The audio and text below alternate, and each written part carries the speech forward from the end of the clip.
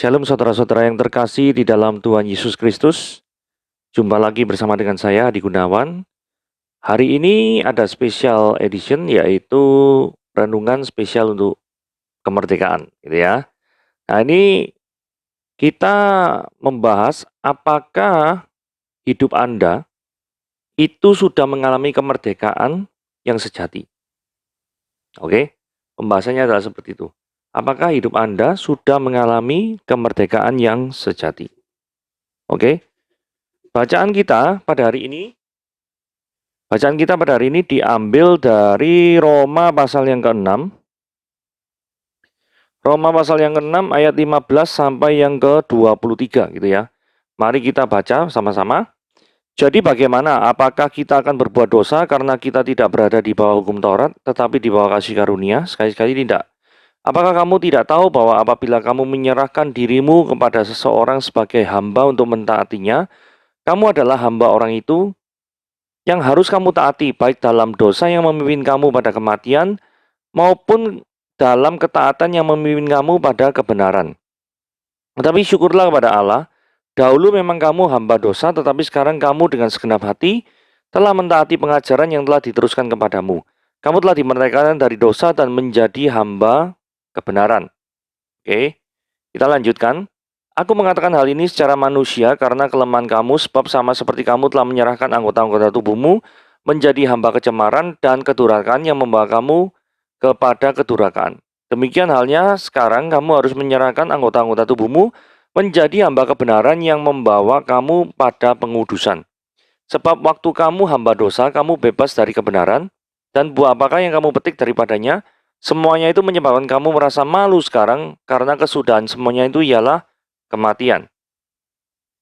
Tetapi sekarang kamu telah dimerdekakan dari dosa dan kamu telah menjadi hamba Allah. Kamu telah beroleh buah yang membawa kamu pada pengudusan dan sebagai kesudahannya ialah hidup yang kekal. Sebab upah dosa ialah maut, tetapi karunia Allah ialah hidup yang kekal di dalam Kristus Yesus Tuhan kita. Oke, mari kita membahas ayat yang ke-15 ya. Jadi bagaimana? Apakah kita akan berbuat dosa karena kita berada di bawah hukum Taurat? Tidak berada di bawah hukum Taurat, tetapi di bawah kasih karunia. Jadi seringkali orang tuh menilai kekristenan itu secara keliru, gitu ya. Jadi orang-orang seringkali menilai kekristenan itu dengan cara karena di dalam kekristenan itu keselamatan adalah pemberian Tuhan, maka yang terjadi adalah kekristenan boleh seenaknya untuk berbuat dosa karena toh sudah dijamin oleh Tuhan keselamatannya. Jadi ketika sudah dijamin oleh Tuhan keselamatannya, maka yang terjadi adalah apapun perbuatan-perbuatan dosa ya bisa dilakukan dengan seenaknya sendiri. Ya toh? Karena kekristenan terkenal dengan konsep yang namanya justification only by faith alone. Jadi pembenaran hanya karena iman saja. Konsep ini kalau tidak dimengerti dengan baik akan menyebabkan orang seenaknya berbuat dosa. Toh kita tetap dapat kasih karunia kok. Saudara, sebagai ilustrasi gini ya.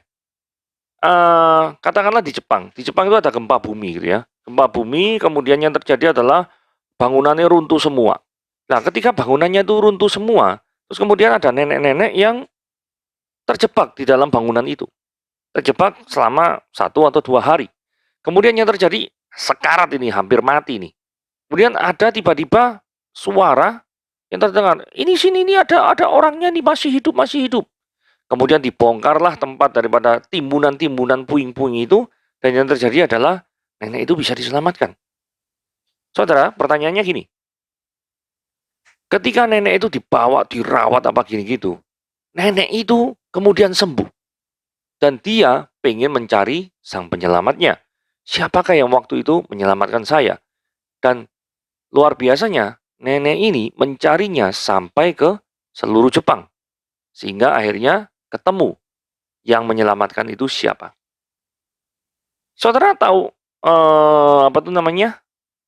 Makna daripada kisah ini ya. Ketika seseorang itu diselamatkan, orang itu pasti pengen mencari, pengen berterima kasih, bahkan kalau perlu mengabdikan dirinya kepada orang yang menyelamatkan. Betul ya? Karena apa? Seandainya tidak ada orang itu, kita sudah meninggal. Seandainya tidak ada pemuda itu, maka nenek ini sudah meninggal. Maka yang terjadi adalah seorang yang diselamatkan itu akan mencari, mencintai, mengabdikan dirinya terhadap orang yang menyelamatkan.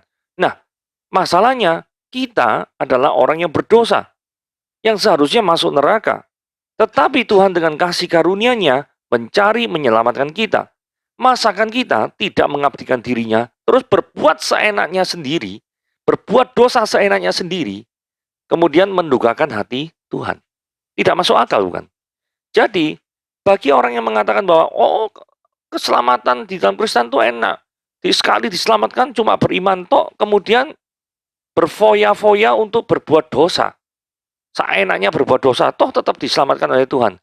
Orang yang seperti ini menganggap bahwa tidak ada relationship antara yang menyelamatkan dan diselamatkan.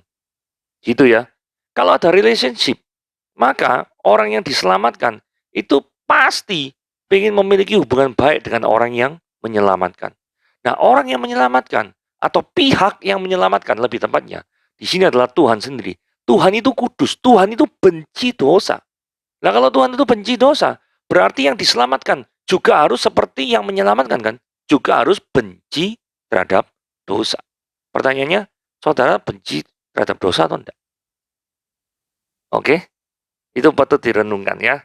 Oke, selanjutnya. Ayat 16 dikatakan gini, apakah kamu tidak tahu bahwa apabila kamu menyerahkan dirimu pada seorang sebagai hamba untuk mentaatinya, kamu adalah hamba orang itu. Nah, konsep yang paling penting ini adalah gini ya. Hamba di dalam bahasa Yunani itu doulos. Doulos ini, hamba ini tidak memiliki kemampuan untuk berkuasa terhadap dirinya sendiri.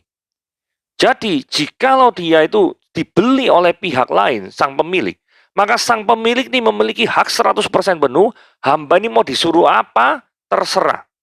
Bahkan di sini dikatakan ya, baik dalam dosa yang memimpin kamu kepada kematian, maupun kepada ketaatan yang memimpin kamu pada kebenaran. Jadi baik hal yang baik maupun hal yang buruk, kalau Anda sudah dibeli oleh sang tuan, sang majikan, Anda disuruh apapun harus nurut. Itu konsep hamba di abad pertama. Harus seperti ini. Maksudnya harus seperti ini. Maksudnya kita harus memahaminya seperti ini. Itu ya. Artinya itu menuntut ketaatan yang mutlak. Oke? Nah, ayat 17 dikatakan gini, tapi syukurlah kepada Allah. Dahulu memang kamu hamba dosa. Artinya apa hamba dosa? Berarti apapun yang kita lakukan, itu untuk keberdosaan. Tidak ada satupun yang kita pernah lakukan untuk kebaikan atau memuliakan Tuhan. Itulah sebabnya dikatakan kamu adalah hamba dosa. Kalau hamba dosa, Tuhannya siapa? Pasti iblis, bukan? Nah, sekarang kamu dengan segenap hati telah mentaati pengajaran yang telah diteruskan kepadamu. Nah, ada suatu perubahan dari hamba dosa akibat kenal Kristus jadi hamba kebenaran. Nah, istilah hamba kebenaran ini dimunculkan di dalam ayat yang ke-18. Kamu telah dimerdekakan dari dosa dan menjadi hamba kebenaran. Nah, menariknya di sini ya. Apa definisi hamba kebenaran? Definisinya ternyata ada di ayat 17. Dikatakan nih, tetapi sekarang kamu dengan segenap hati, nah ini ya, kamu sekarang, berarti dulu hamba dosa, sekarang hamba kebenaran. Nah, apa aktivitas hamba kebenaran? Nah ini, segenap hati telah mentaati pengajaran yang telah diteruskan kepadamu. Jadi, seorang yang berstatus hamba kebenaran, itu memiliki kerinduan, ini ada kata-kata segenap hati. Artinya apa segenap hati? Tanpa paksaan, setulus hati. Pengen apa? Hidupnya itu diajar terus oleh firman Tuhan. Pertanyaannya sebagai perenungan bagi kita semua yaitu, apakah kita memiliki deep inside in our heart, memiliki hati yang pengen diajar oleh firman Tuhan? Atau kita selama ini, waduh, saat itu mendengar firman atau kebaktian online, itu merasa terpaksa. Di dalam orang yang jadi hamba kebenaran, tidak ada hati yang merasa terpaksa untuk mendengarkan firman Tuhan atau doing the word of God atau melakukan firman Tuhan. Gitu ya. Jadi jikalau Anda selama ini ada yang merasa paksaan, a big question mark, tanda tanya besar. Anda ini sebenarnya hamba dosa atau hamba kebenaran? Coba tanyakan pada diri Anda sendiri ya. Anda yang tahu jawabannya. Ayat 18 dikatakan gini, kamu telah dimerdekakan dari dosa dan menjadi hamba kebenaran. Orang mungkin akan bertanya-tanya, dengan cara apakah kita dimerdekakan dari dosa? Dengan cara bagaimanakah kita dimerdekakan dari dosa? Nah, kita dengan cara menerima Yesus Kristus sebagai Tuhan dan Juru Selamat. Kenapa kok kita harus menerima Yesus sebagai Tuhan dan Juru Selamat? Untuk dimerdekakan daripada dosa. Karena tanpa pengorbanan di kayu salib, tanpa inisiatif daripada Kristus, kita tidak mungkin bisa lepas dari dosa. Mungkin kita bertanya lagi, lah ya, kenapa kok seperti itu? Karena melalui perbuatan baik manusia, manusia tidak akan mungkin berkenan di hadapan Tuhan. Dikejar lagi pertanyaan, mengapa kok perbuatan baik manusia itu tidak berkenan di hadapan Tuhan? Karena perbuatan baik manusia di dalam seumur hidupnya, tidak ada satupun yang 100% itu baik. Saudara yang menyaksikan tayangan ini, apakah Anda merasa yakin? Dalam hidupmu, dari nol lahir sampai sekarang, itu benar-benar 100% murni di hadapan Tuhan. Melakukan yang terbaik. Tak pernah berdosa satupun. Enggak kan? Pasti pernah bersalah. Pasti pernah berdosa. Pasti pernah melukai hati Tuhan. Nah, di dalam konsepnya ini, melukai hati Tuhan, berdosa di hadapan Tuhan. Di dalam Roma yang kita baca tadi 6 ayat 23 dikatakan upah dosa adalah maut. Jadi tidak peduli menurut manusia, oh dosanya kecil, dosanya tidak sesuai dengan kehendak Allah. Upah dosa, maut. Jadi jangan main-main terhadap dosa. Nah, kalau perbuatan baik manusia itu tidak bisa menyelamatkan, maka penebusan Kristus di kayu salib yang menggantikan yang seharusnya kita yang ditebus, yang seharusnya kita yang mati, maka Yesus yang menebus keberdosaan kita di kayu salib. Jadi barang siapa yang percaya kepadanya, maka dia akan diselamatkan. Seharusnya dia yang mati, tetapi Kristus menggantikan posisi kita yang seharusnya mati itu, kemudian mewakili kita di hadapan Tuhan, dan menjadi pengantara imam besar yang agung bagi kita. Kristus itu. Oke? Yohanes 14 ayat 6 dikatakan gini, akulah jalan dengan kebenaran dan hidup, tidak ada seorang pun yang datang kepada Bapa tanpa melalui aku. Jadi tidak ada seorang pun datang kepada Bapa tanpa melalui aku. Yang perlu direnungkan adalah, apakah saudara selama ini sudah menerima Yesus sebagai Tuhan dan Juru Selamat? Menerima secara pribadi. Bukan kalau ditanya, oh ya dari kecil saya Kristen. Bukan itu pertanyaannya. Accept Him as a Savior in your life. Terima dia sebagai Juru Selamat dalam hidupmu. Itu beda dengan, oh iya saya percaya sejak lahir. Saudara, keselamatan tidak ada yang nunut. Gitu ya, no? Oh ikut orang tua apa? Tidak ada. Kok tahu kalau nggak ada? Saudara kalau baca dalam kitab Roma pasal yang ke-9, aku mengasihi Yakub tapi membenci Esau. Yakub dan Esau itu satu keluarga, kembar lagi. Tapi satu Tuhan benci, satu Tuhan berkenan. Kalau keselamatan itu bisa nunut keluarga, ya berarti Esau-nya itu kan nunut orang tuanya, yaitu Ishak. Tapi kan tidak seperti itu. Aku mengasihi Yakub tapi membenci Esau. Kembar loh ini. Seperti itu. Jadi tidak ada keselamatan yang, oh ya dari lahir keselamatan, nggak ada. Pastikan Anda memiliki turning point in your life. Jadi keselamatan, pengakuan bahwa Yesus adalah Tuhan. Barang siapa yang mengaku dengan mulut dan dengan hati percaya bahwa Yesus adalah Tuhan dan Juru Selamat, Yesus itu dibangkitkan daripada orang mati, maka dia akan diselamatkan. Begitu ya. Nah, ayat 19, ini adalah menggambarkan perubahan perilaku. Sebab sama seperti kamu telah menyerahkan anggota-anggota tubuhmu menjadi hamba kecemaran, kedurhakaan yang membawa kamu pada kedurhakaan, maka sekarang kamu harus menyerahkan anggota tubuhmu menjadi hamba kebenaran yang membawa kamu pada pengudusan.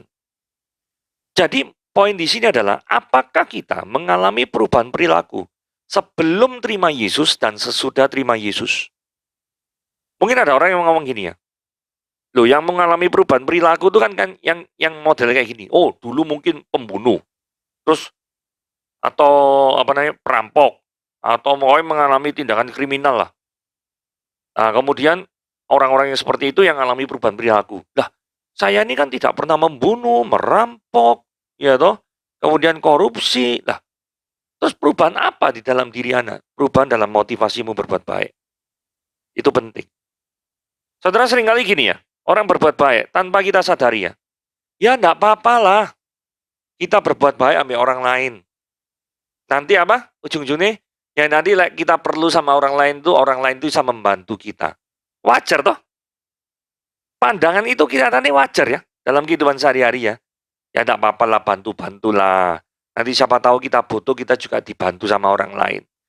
Saudara, di dalam pernyataan itu, ada motivasi apa? Aku do something good, melakukan sesuatu yang baik. Tujuan akhirnya itu apa? Nanti ngarep nolak aku kesusahan. Kalau aku kesusahan, aku ini dibantu. Self-centered. Jadi di dalam ungkapan itu ada filsafat yang tersembunyi bahwa kita itu yang jadi dasar daripada motivasi do something good. Tapi kalau Anda menerima Yesus sebagai Tuhan dan Juru Selamat, Anda sudah diselamatkan. Terus buat apa untuk berbuat baik? Berbuat baik bukan tujuan untuk diselamatkan. Tetapi sebagai apa? Mengekspresikan kasih Tuhan yang sudah Tuhan berikan kepada kita. Yang seharusnya kita tidak layak menerima kebaikan Tuhan. Itu yang kita praktekkan kepada orang lain. Itulah motivasi kita berbuat baik. Yaitu menjadi gambar dan rupa Kristus. Meniru Kristus. Meneladani Yesus di dalam setiap kehidupan kita. Pertanyaannya, apakah kita sudah meneladani Kristus? Jadi berbuat baik bukan mengharapkan balasan, tetapi berbuat baik dengan tujuan untuk apa? Memuliakan nama Tuhan. To glorify and enjoy Him forever. Jadi bukan keselamatan bukan untuk perbuatan baik untuk diri sendiri. Sama seperti keselamatan melalui perbuatan baik ya. Keselamatan melalui perbuatan baik itu sebenarnya di dalam filsafat yang terselubung itu ingin mengatakan apa sih? Aku melakukan perbuatan baik supaya aku selamat. Jadi, apakah saudara mencium adanya ketulusan atau ketidaktulusan di dalam filosofi ini? Aku melakukan perbuatan baik supaya apa? Aku diselamatkan. Kalau kekristenan, aku melakukan perbuatan baik supaya nama Tuhan dimuliakan. Bukan untuk diriku, tetapi for the glory of our God. Saudara catch the point? The difference thing? Oke? Let's continue. Ayat 20, pada waktu kamu hamba dosa, kamu bebas dari kebenaran. Hamba dosa, bebas dari kebenaran. Ini kalau dalam bahasa Inggris itu namanya either or. Kalau ndak A, ya B. Ndak bisa di tengah-tengah. Saudara ndak bisa mengatakan, oh aku ya kedua-duanya.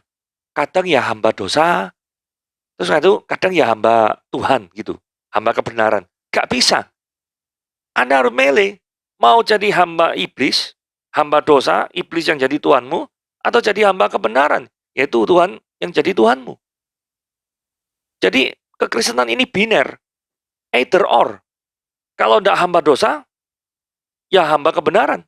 Gak bisa memilih atau tidak kedua-duanya. Anda harus punya status. Gitu ya. Nah, buah dari aktivitas yang dilakukan sehari-hari, dari status diri kita, apakah kita hamba kebenaran atau hamba dosa? Nah, itu yang dikatakan di sini adalah buah. Disebut buah. Apakah itu buah kebenaran ataupun buah daripada dosa. Jadi, itu adalah lebih ke arah hasil. Hasil yang kita tunjukkan, kita hasilkan ya. Jadi kita hasilkan dari status kita. Kalau status kita hamba dosa, ya maka hasilnya adalah perbuatan-perbuatan yang dosa, yang memalukan. Tapi kalau kita hamba kebenaran, maka hasilnya adalah buah yang memuliakan nama Tuhan. Itu kesaksian hidup. Ayat 22. Tetapi sekarang kamu telah dimerdekakan dari dosa dan setelah kamu menjadi hamba Tuhan, kamu beroleh buah yang membawa kamu kepada pengudusan. Ayat 22 ini kontras dengan ayat 21. Bukan berarti keselamatan melalui perbuatan baik loh ya, sekali lagi ya. Karena ini ada kata-kata kamu beroleh buah yang membawa kamu pada pengudusan dan sebagai kesudahannya ialah hidup kekal. Seolah-olah buah ini hasil daripada perbuatan baik ini berpengaruh terhadap hidup kekal. Saudara, Anda diselamatkan justification only by faith alone. Hanya karena iman saja, bukan karena perbuatan baik. Nah, buah yang dihasilkan yang dimaksud di sini yaitu adalah kesaksian bahwa status kita itu diubahkan dari hamba dosa menjadi hamba kebenaran. Nah, tidak mungkin orang yang menerima Kristus itu tidak mengalami progressive sanctification. Jadi penyucian yang terus-menerus. Jadi buah yang dimaksud sini adalah penyucian terus-menerus yang dialami oleh para pengikut Kristus. Penyucian terus-menerus yang dialami oleh para pengikut Kristus. Gitu ya. Nah, lanjut. Ayat 23 dikatakan upah dosa adalah maut, tetapi karunia Allah ialah hidup kekal. Saudara perhatikan baik-baik. Kalau saudara mengartikan tadi buah yang membawa kamu ke penusan, ialah hidup kekal, dan hidup kekal itu dipengaruhi oleh buah tersebut yang perbuatan baik, kesaksian kita dan lain sebagainya, maka tidak mungkin hidup kekal itu adalah karunia Allah. Karena definisi karunia itu adalah Allah memberikan kepada yang tidak layak. Nah, kalau hidup kekal itu adalah karunia, pemberian kepada kita yang tidak layak, masakan itu melalui perbuatan baik? Tidak, bukan. Oke? Dari sini menafsir Alkitab itu kita harus konsisten ya. Tidak boleh berkontradiksi. Itulah sebabnya buah dari hamba kebenaran adalah kekudusan yang terus-menerus, progressive sanctification, yang membawa kita semakin serupa dan segambar dengan Tuhan. Bukan itu yang menjadi syarat keselamatan, tetapi hasil daripada Anda diselamatkan, Anda akan mengalami progressive sanctification, penyucian yang terus-menerus. Nah, kembali ke tema semula, apakah Anda sudah mengalami kemerdekaan di dalam hidup Anda yang sesungguhnya, dalam pengertian rohani tentunya? Saudara perhatikan baik-baik. Seandainya Anda merasa, oh ya aku sudah mengalami kemerdekaan, aku bisa ke sana ke sini, clubbing apa gini gitu. Pokoknya ya kehidupan yang hedonis lah ya. Aku merasa bebas. Justru ketika Anda melakukan itu, Anda justru terikat oleh dosa. Karena ketika Anda disuruh melepaskan hal-hal tersebut, Anda tidak bisa, bukan? Anda merasa tergantung terhadap narkoba misalnya, terhadap rokok misalkan. Anda merasa tergantung, kan? Nah, tapi ketika dalam ketergantungan itu, Anda merasa kebebasan. Nah, kebebasan yang Anda rasakan itu adalah kebebasan semu yang iblis ciptakan supaya Anda tidak mau mendekat kepada Tuhan, tetapi mendekat kepada iblis. Jadi, di dalam hidup ini, Anda sudah merasakan kebebasan yang sebenarnya atau belum? Jikalau belum, saya mengundang Anda untuk menerima Yesus sebagai Tuhan dan Juru Selamat secara pribadi dan rasakan kemerdekaan yang sebenarnya, hidup bersama-sama dengan Kristus sampai akhir hidupmu. Tuhan Yesus memberkati.